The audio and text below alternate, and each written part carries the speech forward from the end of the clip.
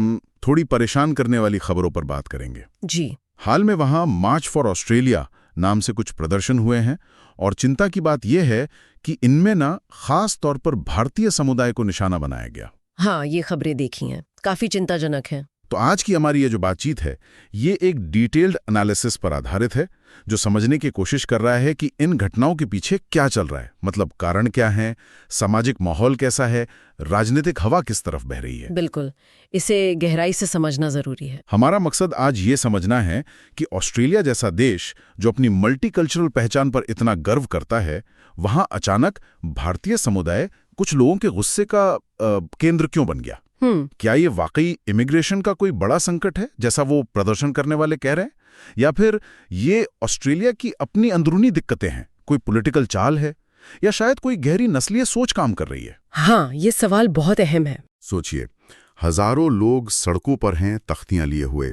और उनका गुस्सा एक खास कम्युनिटी भारतीयों पर है। क्यों हो रहा है ये सब? चलिए इसी को समझने की कोशिश करते हैं आज। जी बिल्कुल। और जैसा आपने कहा, इसे सिर्फ ऊपर ऊपर से देखना काफी नहीं होगा। ये जो प्रदर्शन है ये कोई अलग थलग घटनाएं नहीं है। अच्छा। इन्हें समझने के लिए हमें ऑस्ट्रेलिया के अभी के जो हालात हैं, सामाजिक, आर्थिक, वो देखने होंगे। इतिहास में वहाँ प्रवासन को लेकर क्या बहसें चलती रही हैं वो भी देखना होगा। और यहाँ तक कि दुनिया भर में जो एक। ठीक है, तो शुरू करते हैं इन प्रदर्शनों के तरीके और इनको लीड कौन कर रहा था। इससे सिडनी में जो रैली हुई मार्च फॉर ऑस्ट्रेलिया, उसको लीड करने वाली एक महिला का दावा था कि उनका मकसद है ऑस्ट्रेलियन हेरिटेज बचाना। ऑस्ट्रेलियन हेरिटेज, ये सुनने में तो ठीक लगता है। हाँ, सुनने में तो ठीक लगता है, लेकिन जो एनालिसिस हमारे पास है वो इशारा कर रहा है कि इस हेरिटेज की आड़ में ना कुछ और ही चल रहा है, ज्यादा संकीर्ण, मतलब वाइट हेरिटेज या श्वेत विरासत को बढ़ावा देने का एजेंडा। अच्छा। ये अपने आप में एक खतरनाक संकेत है ना? बिल्कुल बिल्कुल। विरासत या संस्कृति जैसे शब्द ये अक्सर इस्तेमाल होते हैं एक खास तरह की पहचान को दूसरों पर थोपने के लिए, या फिर जो लोग बाहरी माने जाते हैं उन्हें अलग करने के लिए। एनालिसिस यही बताता है कि इन रैलियों में जो भाषा इस्तेमाल हुई, जो सिंबल्स दिखे, वो अक्सर ऑस्ट्रेलिया की जो मल्टीकल्चरल सच्चाई है उसके खिलाफ जाते हैं। अच्छा। और एक खास नस्लीय ग्रुप की, मतलब श्रेष्ठता की तरफ इशारा करते हैं। ये कोई नई बात नहीं है, पर इसका इतना खुलकर होना ये चिंता की बात है। और सिडनी से भी ज्यादा मुझे लगता है चौंकाने वाली घटना मेलबर्न में हुई।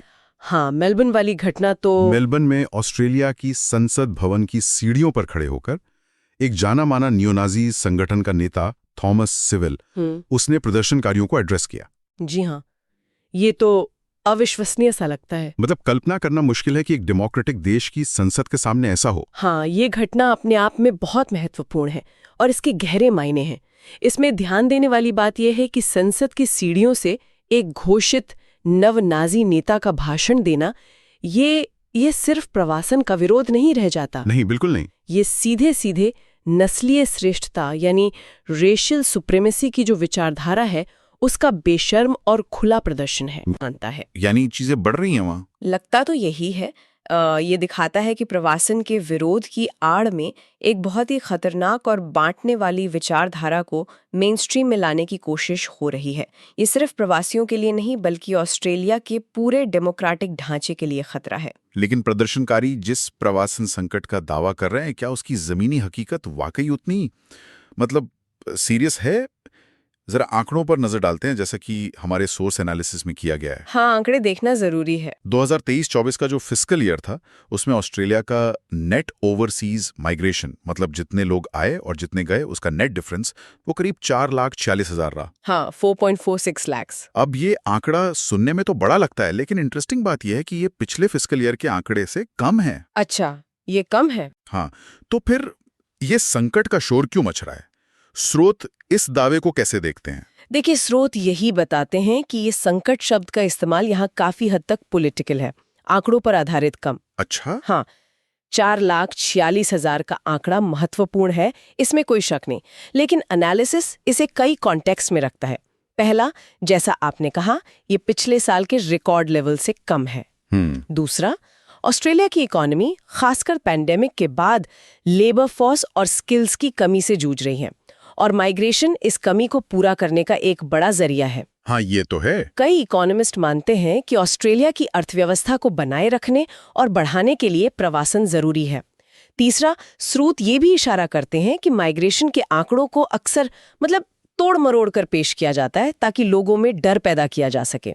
अच्छा, डर की राजनीति। हाँ, असल में ऑस्ट्रेलिया तो हमेशा से प्रवासियों का देश रहा है और उसकी तरक्की में प्रवासन का बहुत बड़ा हाथ रहा है। तो संकट की कहानी आंकड़ों से ज्यादा भावना और राजनीति से जुड़ी लगती है। और अगर हम खास तौर पर भारतीय समुदाय की बात करें, जिनके खिलाफ ये गुस्सा ज्यादा दिख रहा है, तो आंकड़े तो काफी दिलचस्प तस्वीर दिखाते हैं। हाँ, भारतीय समुदाय के आंकड़े महत्वपूर्ण हैं। पता चला है कि 2023 तक ऑस्ट्रेलिया में भारतीय मूल के लोगों की आबादी करीब 8,45,000 तक पहुंच गई थी। बाप रे, 8.45 लाख। और सबसे ध्यान देने वाली बात यह है कि ये संख्या पिछले सिर्फ 10 सालों में डबल हो गई है। 10 साल में डबल? ये तो बहुत तेज ग्रोथ है। बहुत तेज। आज भारतीय मूल के लोग ऑस्ट्रेलिया की कुल प्रवासी आबादी का 10% से ज्यादा हिस्सा है और देश की कुल आबादी का लगभग 3%।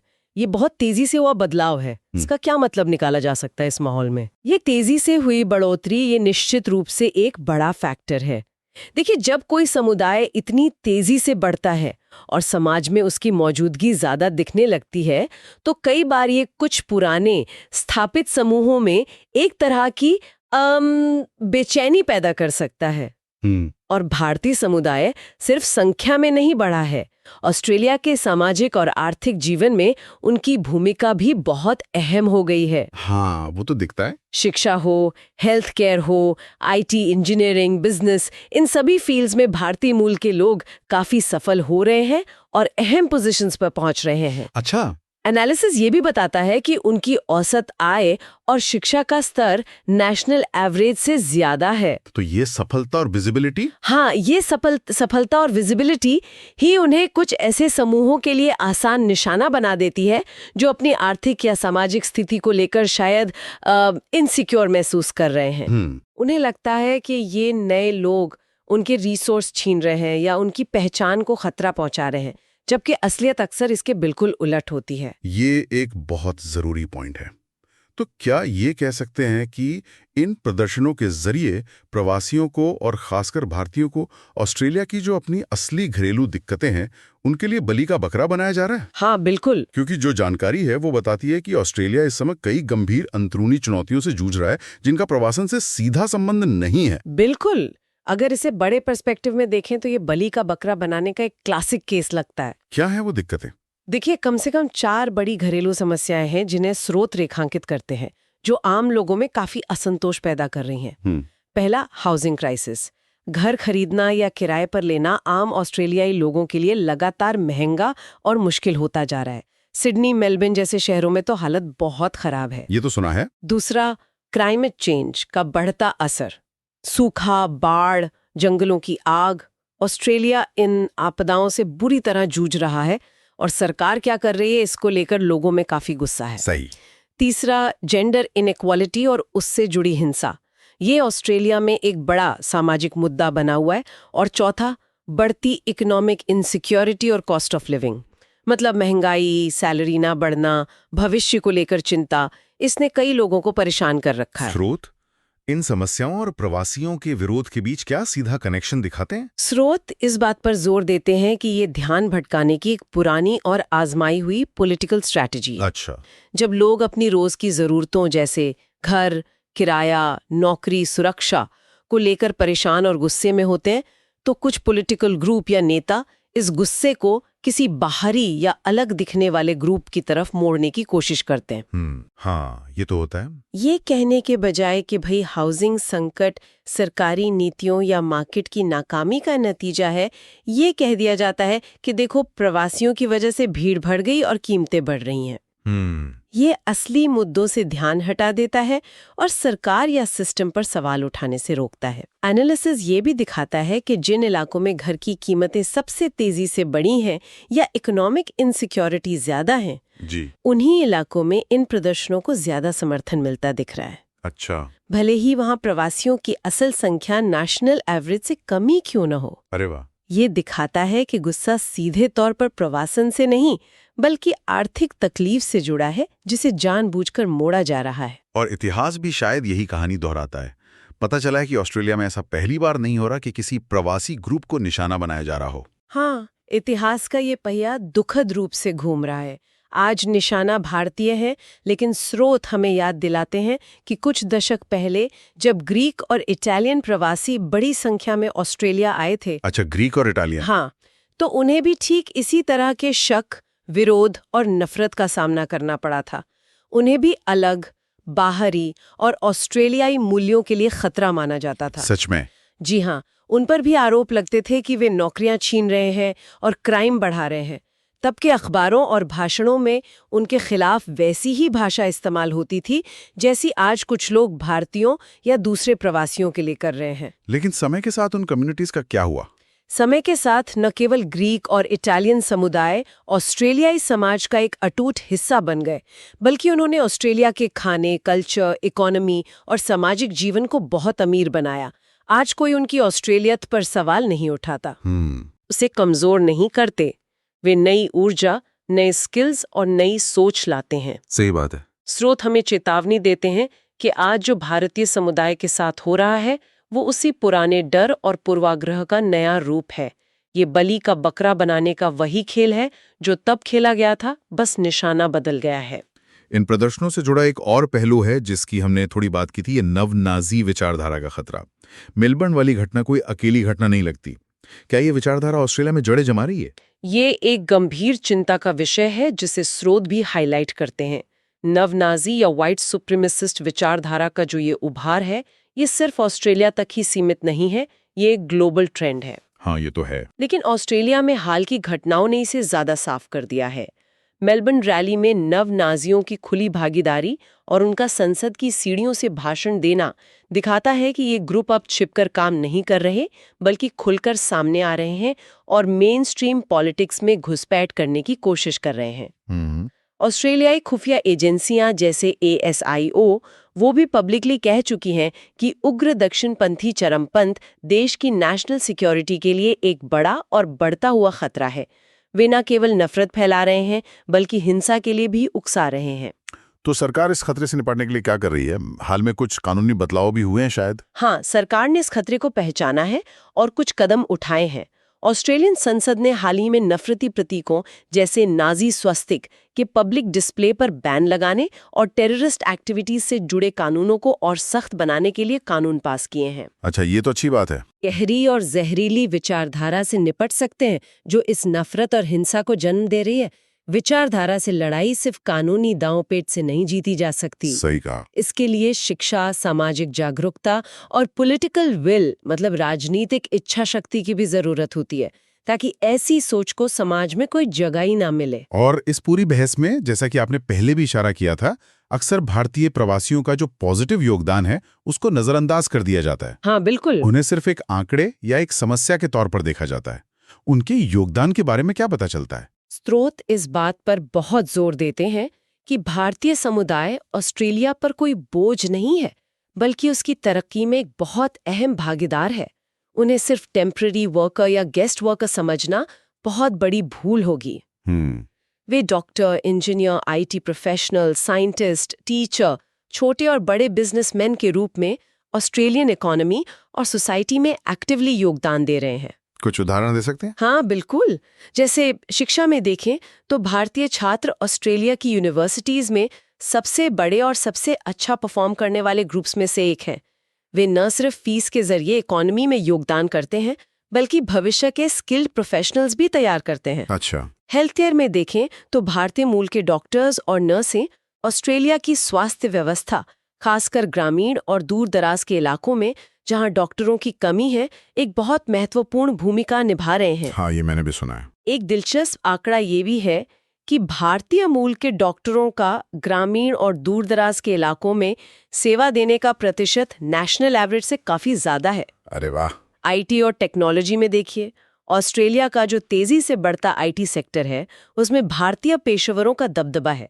पता चला है कि अकेले IT सेक्टर में भारतीय मूल के प्रोफेशनल्स ने पिछले 5 सालों में अरबों डॉलर की इकोनॉमिक वैल्यू जोड़ी है। अरबों डॉलर? जी। और बिजनेस और एंटरप्रेन्योरशिप में भी भारतीय मूल के लोग बड़ी संख्या में अपने बिजनेस शुरू कर रहे हैं, नौकरियां पैदा कर रहे हैं और ऑस्ट्रेलियन मार्केट में इनोवेशन ला रहे हैं। तो ये कहना कि वे सिर्फ संसाधन इस्तेमाल कर रहे हैं, ये तो बिल्कुल गलत है। बिल्कुल। ये सोच कि प्रवासी मेजबान देश पर बोझ होते हैं, ये एक मिथक है जिसे बार बार गलत साबित किया गया है। दुनिया भर का आर्थिक और सामाजिक इतिहास यही दिखाता है कि प्रवासी समुदाय हमेशा अपने नए घर की इकोनॉमिक कैपेसिटी, इनोवेशन और कल्चरल डाइवर्सिटी को बढ़ाते हैं, कम नहीं करते। सही बात। वे कंज्यूमर भी हैं और प्रोड्यूसर भी। राइट। वे टैक्स देते हैं, गिव अवे, जिससे सोशल सर्विसेज चलती हैं। वे नए आइडियाज और ग्लोबल कनेक्शंस लाते हैं। भारतीय समुदाय ऑस्ट्रेलिया में ठीक यही कर रहा है। उनकी सफलता को जलन या डर का कारण बनाने के बजाय उसे ऑस्ट्रेलिया की अपनी सफलता के रूप में देखा जाना चाहिए। तो इन सब का मतलब क्या निकलता है? अगर हम पूरी तस्वीर देखें, जैसा कि ये विश्लेषण हमें दिखा रहा है, तो क्या निष्कर्ष निकाला जा सकता है? निष्कर्ष यही निकलता है कि ऑस्ट्रेलिया में भारतीय समुदाय के खिलाफ ये जो हालिया प्रदर्शन और बढ़ती नफरत है, ये किसी असली प्रवासन संकट का नतीजा कम लगता है। और नस्लीय पूर्वाग्रहों, पॉलिटिकल फायदे उठाने की कोशिश, डर फैलाने की कोशिशों और देश की अपनी गहरी सामाजिक आर्थिक दिक्कतों से ध्यान भटकाने का प्रयास ज्यादा लगती है। अच्छा। भारतीय समुदाय की तेजी से बढ़ती संख्या, उनकी विजिबिलिटी और उनकी सफलता ने दुर्भाग्य से उन्हें इस नेगेटिव पॉलिटिक्स का एक आसान निशाना बना दिया है। यानी ऑस्ट्रेलिया एक तरह के चौराहे पर खड़ा है। हाँ, और यहीं पर स्रोत हमें एक बड़े और बुनियादी सवाल पर लाकर छोड़ते हैं। क्या ऑस्ट्रेलिया अपनी उस मल्टीकल्चरल पहचान को बनाए रखेगा और मजबूत करेगा जिस पर वो दशकों से गर्व करता आया है? ये बड़ा सवाल है। या फिर वो व्हाइट हेरिटेज या नस्ली शुद्धता के नाम पर इस बांटने वाली, पीछे ले जाने वाली और नफरत भरी राजनीति का शिकार हो जाएगा? ये ऑस्ट्रेलिया के भविष्य के लिए एक बहुत डिसाइडिंग मोमेंट हो सकता है। लेकिन क्या कोई उम्मीद है? हाँ, उम्मीद तो है। इतिहास हमें आशा भी देता है। जैसा हमने ग्रीक और इटालियन प्रवासियों के उदाहरण में देखा, डर और असुरक्षा पर आधारित राजनीति भले ही कुछ समय के लिए हावी हो जाए, लोगों को बांट दे, लेकिन आखिर में समाज की तरक्की, आर्थिक विकास और मानवीय मूल्य ही जीतते हैं। प्रवासी समुदायों का योगदान और उनकी मेहनत आखिरकार देश को आगे ले जाती है और उसे मजबूत बनाती है। उम्मीद यही है कि भारतीय समुदाय के साथ भी अंततः यही होगा और ऑस्ट्रेलिया अपनी समावेशी पहचान को बचाए रखेगा। और जाते जाते हमारे श्रोताओं के लिए एक सोचने वाला सवाल छोड़ जाते हैं जी, जो इस पूरी बातचीत से उभरता है। जी, ऑस्ट्रेलिया में जो हम देख रहे हैं वो शायद एक बड़ी ग्लोबल तस्वीर का हिस्सा है ना? जी। दुनिया भर में कई देशों में हम इस तरह की उग्र राष्ट्रवादी, लोक लुभावन और आप्रवासी विरोधी विचारधाराओं का उभार देख रहे हैं। हाँ, ये पैटर्न दिख रहा है। तो सवाल ये उठता है कि इस तरह की विचारधाराओं का ये जो ग्लोबल पुनरुत्थान है, ये सिर्फ प्रवासी समुदायों पर उनके तात्कालिक नेगेटिव असर से कहीं आगे बढ़कर विश्व स्तर पर जो हमारे डेमोक्रेटिक मूल्य हैं, मानव अधिकार हैं, सामाजिक समरसता है और अंतर्राष्ट्रीय स्थिरता है, उसके लिए किस तरह की लंबी चुनौती पेश करता है, उस पर गहराई से सोचने और सतर्क रहने की जरूरत है।